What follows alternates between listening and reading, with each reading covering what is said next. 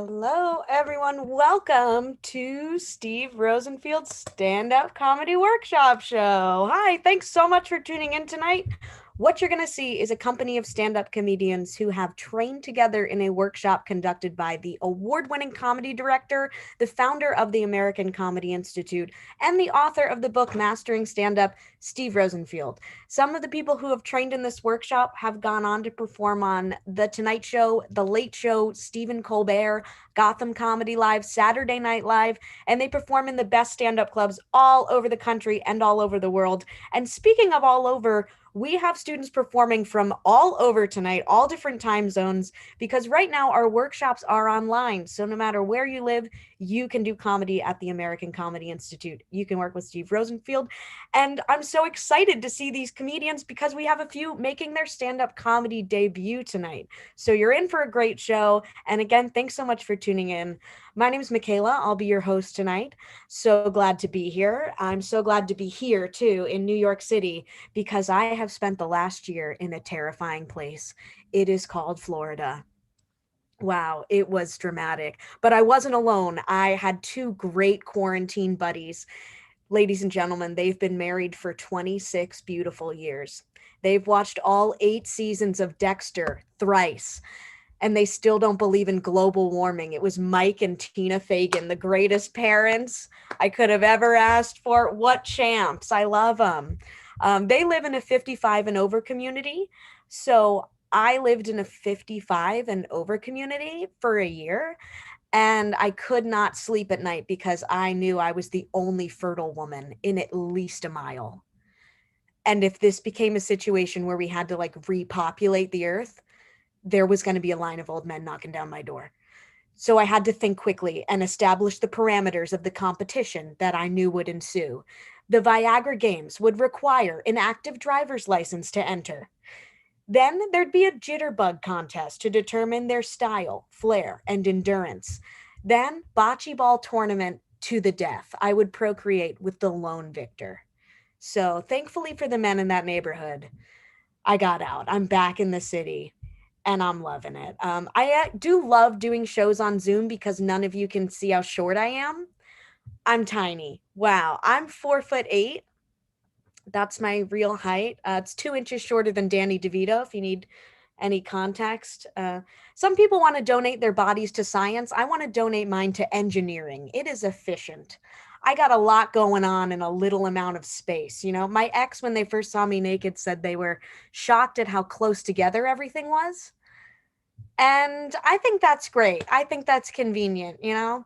I perform my bodily functions very efficiently. I got quick reflexes and I can get drunk from the thought.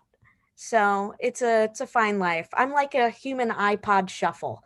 I have all the same functions, but if you give me one margarita, I only play Jimmy Buffett just on a loop. That's what it's like. I'll be honest with you all, in college, I was a lesbian, and I still am because I'm not a quitter. I'm not gonna quit. No, it's tough, but I'm gonna keep going.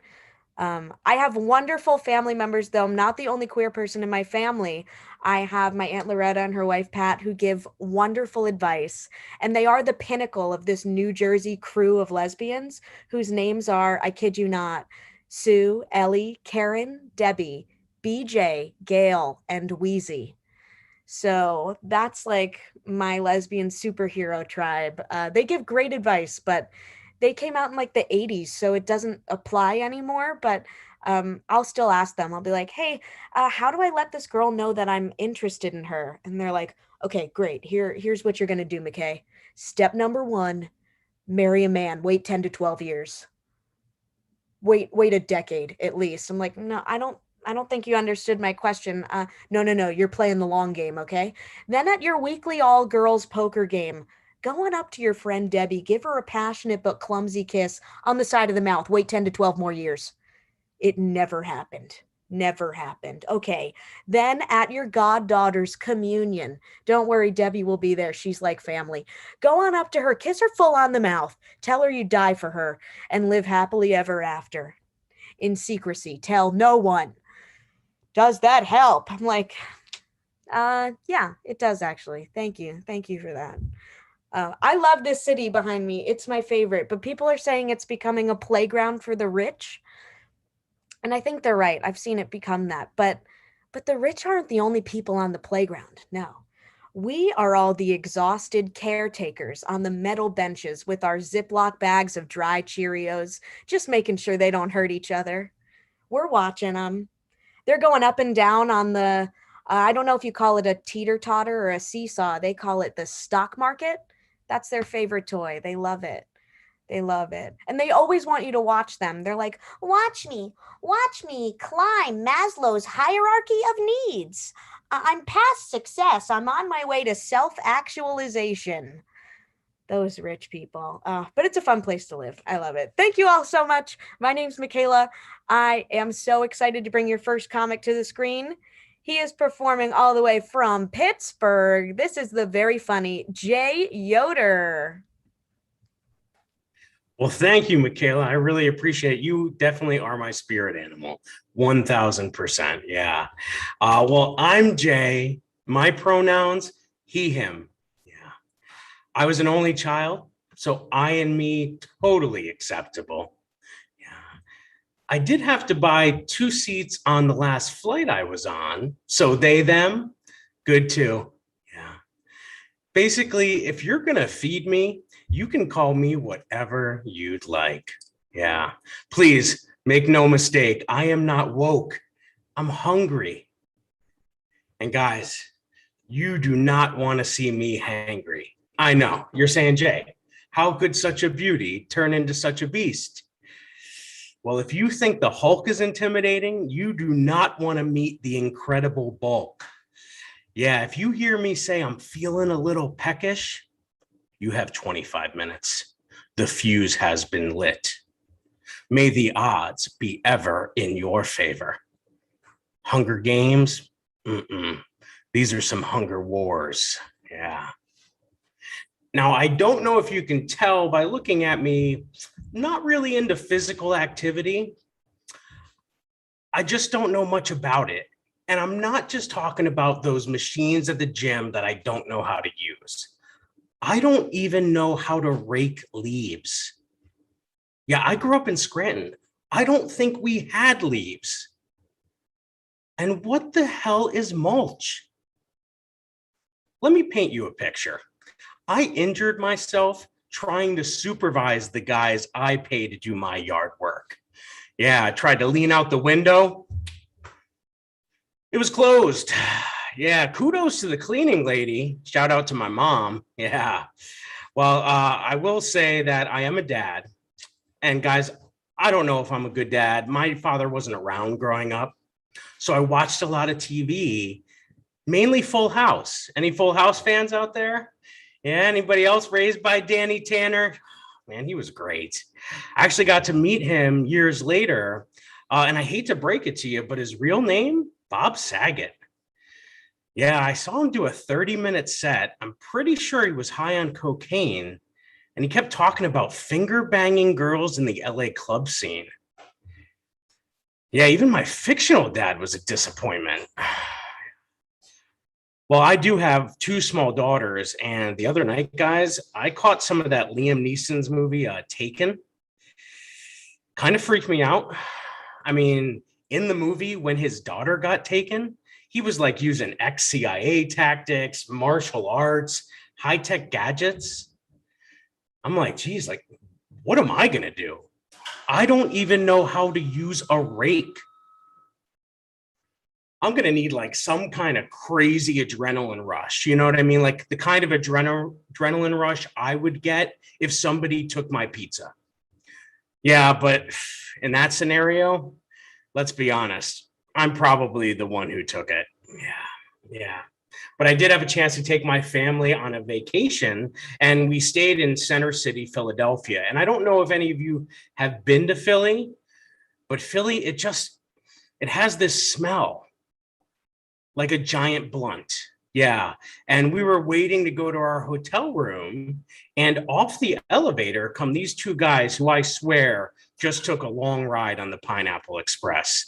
And we get in the elevator, me, my two daughters, my wife, and my 5-year-old starts sniffing. Daddy, what's that smell? And guys, I think it was the contact high. The only thing I could think to muster up in that moment was, sweetheart, that's what college smells like.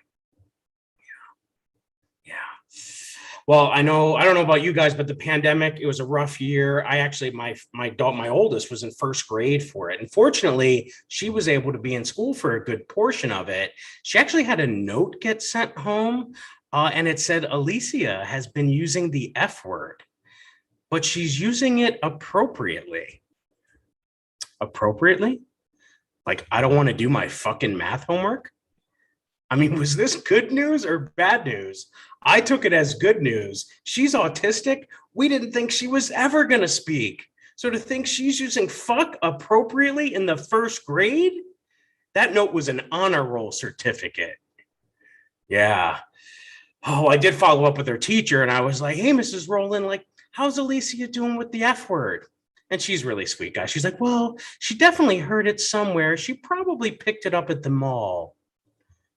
The mall? We were in the middle of a goddamn pandemic. If by the mall, you mean the marathon of Joe Pesci gangster movies that I play in the family room while she does her homework, then yeah, the mall. Yeah, Mrs. Rowland, that makes complete sense. I mean, she sure as shit is not picking it up from us. But the other day, she actually at the breakfast table, she looks at me and she's like, Daddy, where do babies come from? Oh shit, I haven't even had my coffee yet. All right, dude, stay cool, stay calm. I thought I had more time. Okay. Sweetheart, when a man and a woman love each other, oh shit, Pride Month, when two people, baby, your body is a temple, it's a garden, and you see, there's a hose, and you need this hose. Daddy, can we go swimming? Oh, thank God for her ADD. Oh, yeah. Yes, sweetheart. Daddy's got to go down to his office, finish a little work. You put on that swimsuit.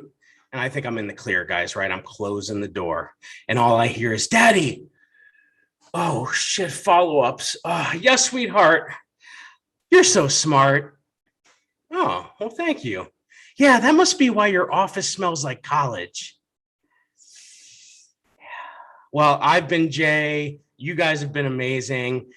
Let's go back to Michaela. Jay Yoder. Yeah, that's right. It smells like college. And you're Ivy League, aren't you? It's just straight up Ivy League. I love it. Great job, Jay. Your next comic coming to the screen. I love her. You're going to love her too. All the way from Jackson, New Jersey. This is Emily Page. Thank you so much, Michaela. I love you too. So sweet. So I'm an only child, but growing up, I had this feeling that I wasn't quite enough. I mean, my mom adopted cats and dogs and rabbits and fish. She got rats and hamsters and a turtle and hermit crabs. And I remember when I was 16, she came home with a pig. And I was like, Mom, have another kid. I don't care. I'm not walking the pig. My mom is Greek and my dad is Scottish, so I consider myself Mediterranean light, which means I'm hairy and I burn in the sun. My mom is very conservative. When she found out I was sleeping with my boyfriend, she said, I hope you weren't sleeping with all of your boyfriends. And I was like, of course not, Mom. Sometimes I slept with guys who weren't my boyfriend. My mom used to always tell me no sex before marriage. So I'm golden with her now. I mean, I'm divorced. So now all the sex I have is after marriage. Honestly, though, I feel like everyone should get divorced at least once. because your first marriage is a lot like your first job, right? Like you don't really know what you're doing and you don't really care. You just kind of show up and half-ass it and hope you can use it as like a resume builder. I think though that if my ex and I would have had a king size bed, we'd still be married. Our bed was just so small, we could never get away from one another. Our breakup was definitely because of the bed. And he had a girlfriend. You know, my first marriage just didn't really feel like a marriage. It felt more like roommates with benefits without the benefits. Well, that's not true. Let me be fair. He did have a Netflix account. I know I sound cynical, but I'm not against getting married again someday. I just feel like next time I'd be a lot more realistic about it. Like even my wedding vows would be more realistic. They'd be like, I take you, in all honesty, to be my second choice for convenience and for lack of trying, for richer or at least a 401k, in sickness, unless you throw up, or in health, unless you have a 7-figure insurance policy, as long as we both shall live, or until my ex comes to his senses and realizes I'm the love of his life and breaks up with that slut he left me for. So my daughter started stealing money from me. She's 2. And she's stealing from my wallet. Honestly, I am so proud. I didn't start stealing from my parents till I was 14, so she has 12 years on me. The only problem is now when I go food shopping, I have to ask her for money. And I'm not saying she's a psychopath, but she does laugh every time we watch The Lion King and Mufasa dies. So there's that. Having a baby in a marriage that ends in divorce is a lot like canceling a vacation, but still getting a souvenir. Right? You know, a souvenir is something that you bring home and then everyone knows where you've been. Before I had my daughter, I never really understood why parents were always complaining that they were so tired all the time. But since I've had my daughter, I have spent many nights wondering how much Tylenol is enough to make her sleep, but not kill her. Sometimes I feel like a bad mom. Like when I went back to work after having my daughter, everybody was coming up to me and they were like, oh my gosh, you must miss her so much. And I was just like, who? Another question I get all the time is, do you want to have more kids? And I'm always like, more kids? I don't even know if I want this one. People say things to me sometimes that I think are supposed to be compliments, but I'm not always sure. The one I get the most is, hey, you look Jewish. How do you look a religion? Like, do people walk up to other people and just say, oh my God, you look so Methodist? I called my dad the other day and I was telling him how my ex has been so petty lately. And my dad was like, of course he's been petty lately, Emily. He'd be happy if you were one of those women that just stayed single the rest of your life. You know, what do you call them? Smart, Dad. You call those women smart. Dating as a single mom's been interesting. I was talking to this one guy and he was like, you know, I understand I'll never be number one in your life because that's your daughter. And I just want you to know that I'm okay with being number 2. And I was like, well, my daughter's like 5th. So I think that makes you 9th at best. Guys, my name is Emily Page. Thank you so much. Emily Page, give it up for her. And Methodists are hot. You know, I'd say they're probably the hottest. I don't know. Just a guess. Okay, your next comic coming to the screen. He's a great guy, a great friend, and so funny. all the way from New York City, this is Isa O'Neill. Thanks, Michaela. You know what? Things don't make sense nowadays. In just the past year, home prices have gone up over 15%. Stocks have gone up over 30%. Bitcoin has gone up over 200%. GameStop has gone up over 3,000%. And I haven't had sex once. My friend called me the other week. He asked me if I was excited to go back to in-person school this year. And I said, not really. There are some things about in-person school that aren't that great. And he said, like what?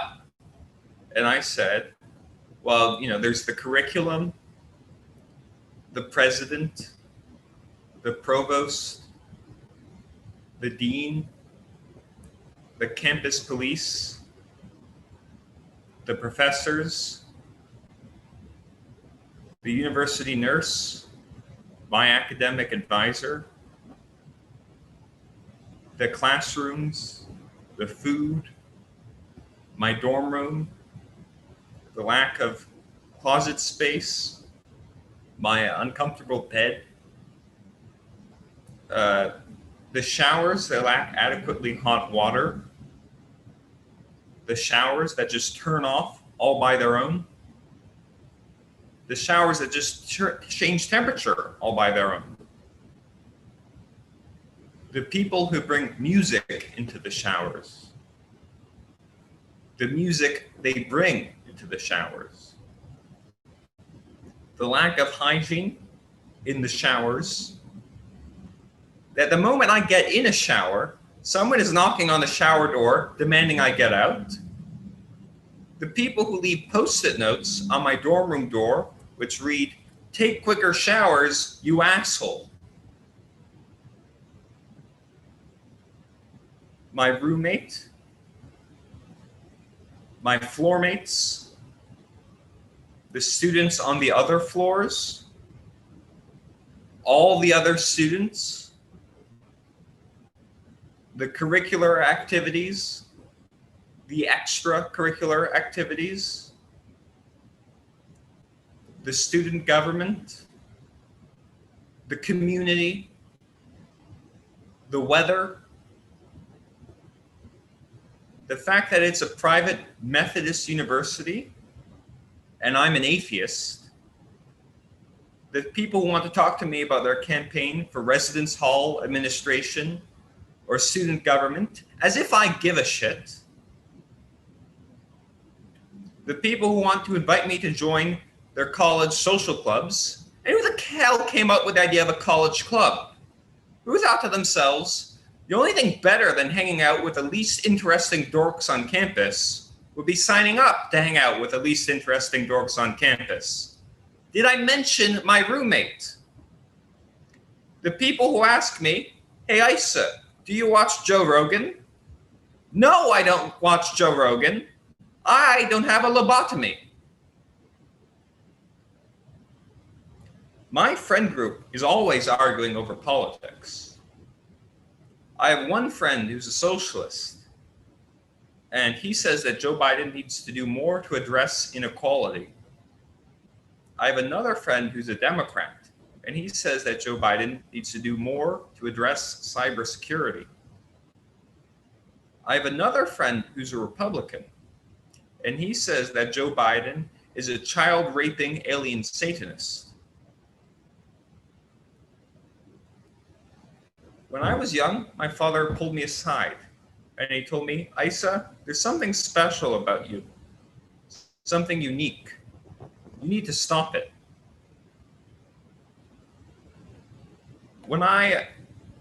Recently I told my father I was having trouble with dating, and he said, "Duh. You know who I've had just about enough of? The Belgians. They go on and on and on about their waffles. Ooh, look at me me. I'm a Belgian. Look at my waffles. I've had enough, damn it. Does anybody ever talk about the traditional Dutch pannenkoeken? No. You don't see that on a menu. We all know the demand is there. And the thing is, we can't even talk about it because the Belgians keep talking about their waffles. Thank you. You've been an above average audience. Isa O'Neill, Isa, and don't even get them started on chocolate either. They could just go on and on. Oh, it's awful. Those Belgians. Your next comic coming to the screen. We're so excited to have her. She's making her stand-up comedy debut. Also from New York City, this is Evie Berenberg. Hello, my name is Evie. I'm 18 years old and a sophomore in college, which means I'm in a period of self-discovery. Lately, I've been struggling over whether to be mysterious and wry or to be outgoing and zany. But the other day, I saw a commercial for Gillette razors, and they told me, you are a woman. You can be anything because you deserve it. And I started sobbing. I wasted my entire freshman year trying to figure out whether to be mysterious and wry or outgoing and zany. But I don't have to make a choice. This has really opened things up for me. One time, this guy at college told me I remind him of both claymation characters, Wallace and Gromit. He said my aesthetic is both Wallace, a pasty British businessman with large teeth, and Gromit, his pet dog, and possibly kinky lover. It's taken me a while, but I finally accepted that this is who I am, in addition to countless other things, of course. I did a lot of stupid things as a kid, like ask my dad for advice. I was a very shy kid, so I used to ask my dad what to say when kids would tease me for being so shy. And he told me exactly what to say to them. Still waters run deep. So the next time a kid came up to me and said, "You're like really shy. Why don't you talk more?" I said, "Still waters run deep." And she said, "What does that mean?" And I said, "I don't know." Second grade was not a great year for me. One time I started crying and had to be sent home early because some kids said that my dad looked like Totoro from the movie Totoro.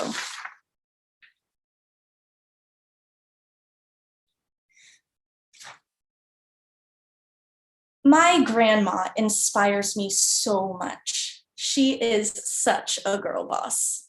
She picks up phone calls like she's in charge of a heist. She'll get a call from her friend Cheryl and she'll be like, "Can't swap, grandkids are here." I get a call from anyone and I'm like, "Hey, am I bothering you?" And they're like, "I called you."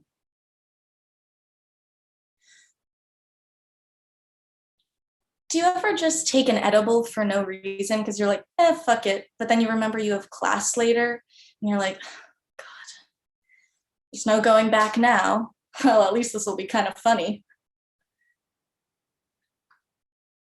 The feeling of the edible kicking in is like being in preschool during a read aloud circle and not being able to keep your eyes open.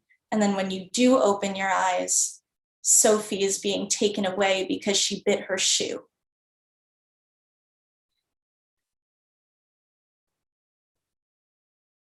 In my opinion, Eleanor Roosevelt was very clever about dodging responsibility. One of her most famous inspirational quotes was, "What one has to do usually can be done." So if someone came up to her and said, "Eleanor, you lied. I wasn't able to do the thing I needed to do," she could say, "I said usually." Thank you so much. I am Evie. This was a pleasure. Evie Berenberg, stand-up comedy debut. Evie, that was wonderful. And if you're going to take an edible before class, just from experience, you also have to take one before you take the exam because you'll have more recall. You have to, recreate the circumstances where you learned the information. There you go. I graduated. I made it. You will too. I just want to mention before we continue with the show that our workshops are online. They will continue to be online. So if you live not in the New York City area, that's fine. You should definitely still do stand-up comedy at the American Comedy Institute. Our next workshop is starting on August 16th. So if you want more information, please go to comedyinstitute.com and you can get in touch with me, Michaela, and I'll answer all your questions. And we look forward to having you. Your next comedian coming to the stage, very funny performer all the way from Thousand Oaks, California. This is Michelle Malizaki. Whoa, hey, I'm Michelle Morizaki, the 17th wonder of Japan. My name is pronounced Morizaki, but a lot of time white people don't want to say it right because they think if they say it wrong, it might make them look like a racist. I've been saying everybody's name wrong all my life. And I'm not a racist. For example, my favorite US president is Theodore Roosevelt. I recently learned how to say it right.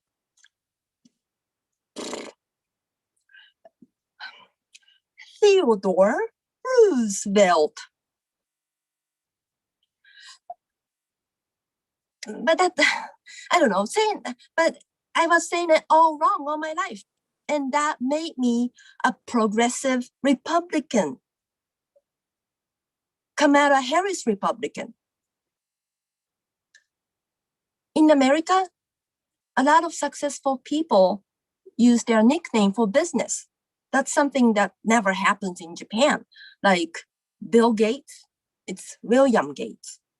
Jeff Bezos, it's Jeffrey. Elon Musk, I think his real name is elongated. When I first applied for a visa to come visit America, I was offended because they asked me for my given name. All my names were given. Why do they think the US government stole? The US government think I stole my name. I was really offended. So some of my Asian friends are worried about the hatred toward Asians. So they are thinking about buying guns. I bought my weapon already. I bought a cannon.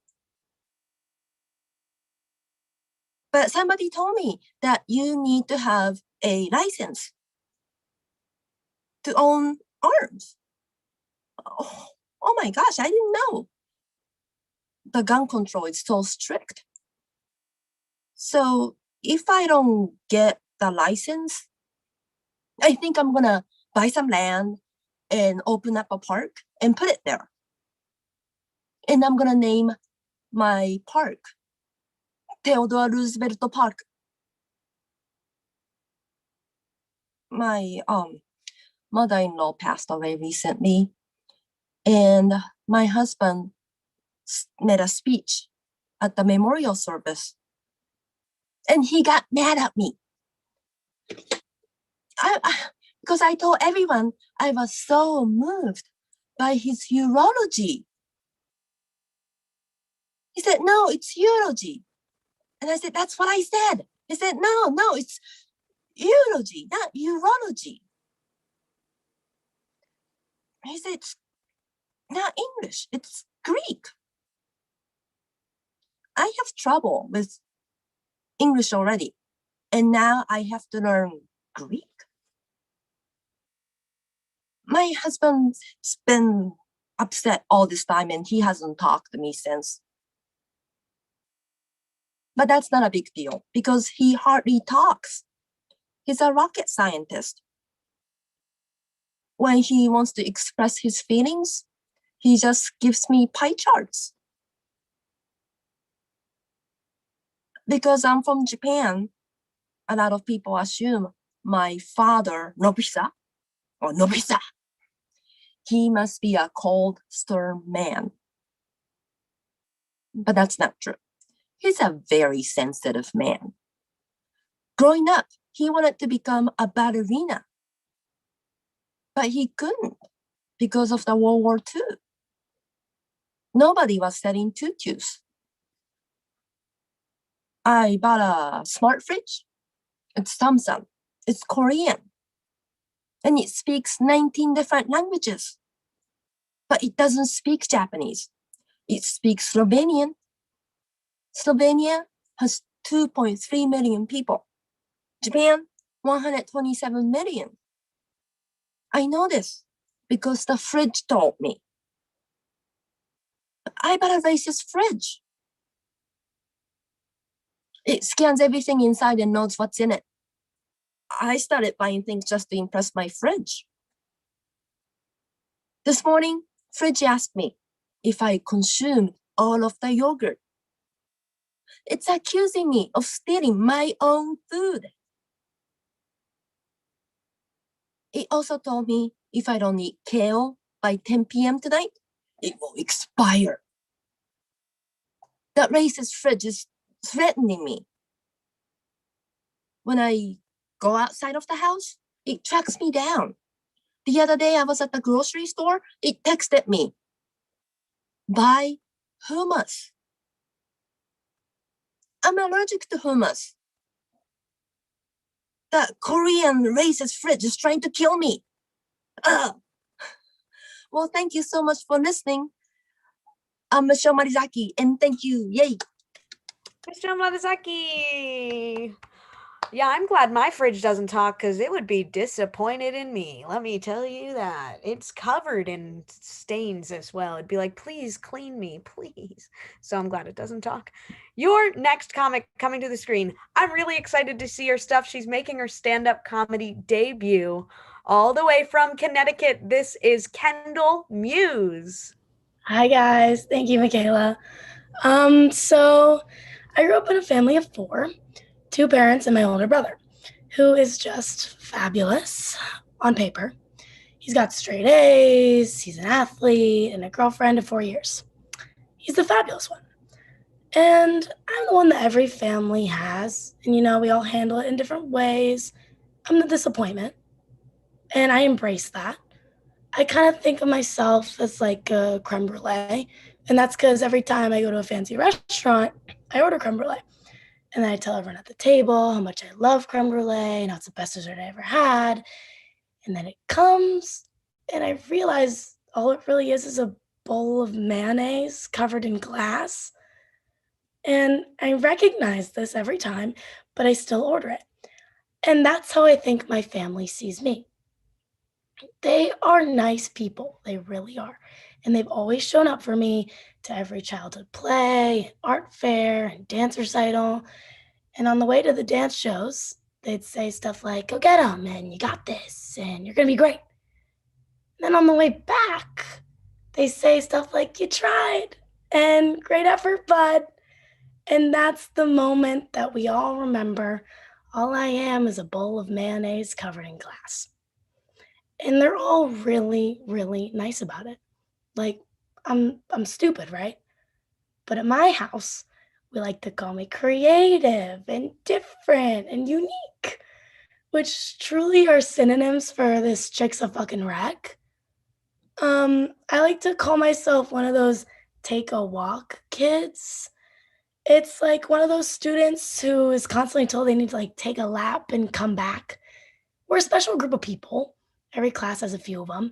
I wouldn't really say we're the derelicts of the group because we put in the work. I mean, I sit front center of every class and I really try to learn. I have the potential, but I just miss. But one thing I really excel at is my gaydar. Of course, we have the obvious purple-haired lesbians with undercuts and the fabulously gay theater boys. But my radar goes like a little deeper than that. It's always that one overly cocky lacrosse boy who just needs to comment on Emily's ass every time she walks by to try to prove his dominance. He says stuff like, damn, she's so hot, and I'd bone every girl in here if I could.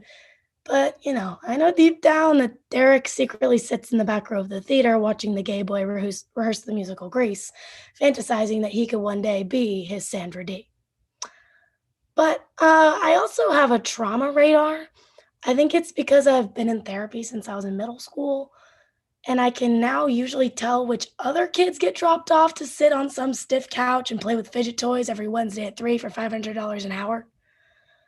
I realized when I started therapy that my parents were giving me less food to eat. And at first I was like, okay, it's probably because I was an obese child. And the only thing I got after school as a snack was an 100-calorie chocolate-covered pretzel snack pack. But when they weren't looking, I'd climb myself up on the counter, which, by the way, was really difficult for me. And I would steal as many as I could, and I'd stuff them in my pants. And then I would run upstairs. I'd be pretty hot and sweaty by the second or third step. And, by now, those 15 tiny chocolate pretzels were pretty melted. So when I took them out of the package, they'd drip all over my legs. So naturally, I would sit in the corner of my room and play Justin Bieber's One Less Lonely Girl on my CD player alarm clock and cry while I licked the chocolate remnants off my thighs. It was a dark time. But, then I started realizing that there was noticeably less food on my plate at dinner. And then it became to dawn on me. They weren't doing it because I was a fat little kid. They were doing it to make up for the $500 a week I was costing them for my therapy. And then get this. My therapist suggests that I come twice a week because I was that fucked up. And I was like, Deborah, are you trying to make me starve to death? Thanks so much, guys. I'm Kendall Muse. Kendall Muse! Kendall, we had a dramatically similar experience, except mine were the little packs of mini muffins, and it was Justin Bieber's first song ever. This is Christopher Ladner. Hi, thank you, Michaela. I'm a funeral director, and I have 5 teenage daughters living at home. You know what I love most about my job? The silence. I understand that it can be awkward finding the right thing to say at a funeral, so I suggest staying away from, she's never looked better, or, are you gonna keep the lake house? I'm asked all the time how I got saddled with 5 daughters. It started when my wife got me drunk and offered me a threesome, and I misunderstood. Then about 2.5 years later, she said I should consider staying home more to entertain our only child. I considered it and made sure she was pregnant again that night. Our third was a happy surprise you find out about after your first date night in 4 years. The night itself is still a bit foggy. I think we started at an Olive Garden. Someone ended up in handcuffs, and I probably took an Ambien. 4 and 5, not mine. They came with my second wife. Yeah, and while we were dating, she'd go on and on about how she couldn't wait to be in a loving, committed relationship so she could finally feel safe enough to share me with her roommates. Again, I misunderstood. And before you ask if I have a favorite, don't. You have to understand that a teenage girl can get her period about every 23 days.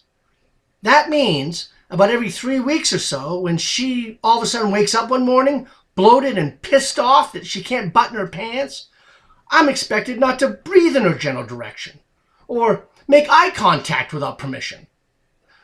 Saying, I love you with a smile is a violation of her personal space. In my house, that's times 5. None of them are synced. None of them are regular. It's like being in a live game of menstrual whack-a-mole. My favorite is the first one that elopes. The English language, I learned, can be a very interpretive language.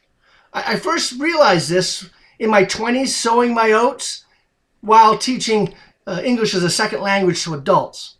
One of my students said the nicest thing maybe anyone's ever said to me my entire life, I think.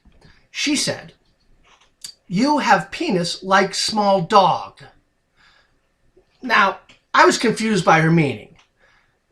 Sure, she could have been just saying that I had the penis the size of a small dog's. The apostrophe S would have given me all I needed to know to fail her in spite. But then I thought, and maybe she's just being creative and comparing my penis to the size of a cocktail wiener.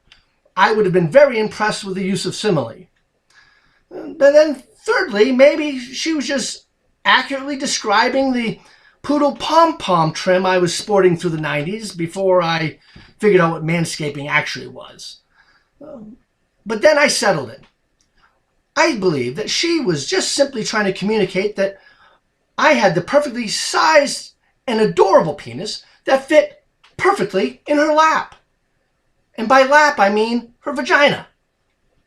Speaking of vaginas, my youngest daughter came to me the other day and asked me, "Dad, do you ever regret having children?" And I told her, "No, I don't ever regret having children. I regret not having the Porsche I wanted, or the lake house I dreamed of. Any weekend to myself. Good credit. Any credit at all for anything I ever do the rest of my life. Or just dibs on one of our bathrooms. I regret having to share absolutely everything that brings me joy. The remote, my pizza, and my wife, in that order." I don't have a lot of dreams left. I really appreciate you all being a part of this one. Good night. Christopher Ladner. Chris, I love it. I just imagine you doing your set to the dead people. Does that happen? That's where I practice, yep. That's great. Your next comic coming to the screen. Very funny. A lovely, lovely lady. You're going to love her all the way from Washington, D.C. This is Yelena Kulik. In Russia, when I was a little girl, my parents sent me into the forest on Sundays to pick mushrooms. I was very suspicious of my parents' intentions. They sent me there alone. I was 5. I remember visiting my grandmother, and she said, "You know that my next door little boy, Nikolai, neighbor, he got poisoned by the mushrooms that he picked in the forest. He almost did not survive." And my dad was like, "What part of the forest exactly?"